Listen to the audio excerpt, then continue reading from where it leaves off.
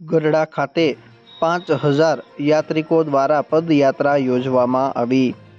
બોટાદ જિલ્લાના ગઢડા સ્વામીના શહેર ખાતે બોટાદ રોડ વિસ્તાર ખાતેથી 5000 યાત્રિકો દ્વારા પદયાત્રાની પધરામણી થઈ હતી। એમાં યાત્રિકોમાં મહિલાઓ અને પુરુષો તેમજ બાળકો સહિત મોટી સંખ્યામાં ઉપસ્થિત રહ્યા હતા। સ્વામિનારાયણની ધૂન કીર્તન સાથે આ યાત્રા યોજવામાં આવી હતી। આ યાત્રામાં ગઢડા પોલીસ સ્ટેશનના PSI ગોહિલ સાહેબ સહિતનો પોલીસ કાફલો પણ અને GRD હોમગાર્ડ સ્ટાફ સહિત કાફલો ખડેપગે તૈનાત રહ્યો હતો અને આ પદયાત્રા ગઢડાના શ્રી ગોપીનાથજી દેવ મંદિરમાં સમાપન થઈ હતી।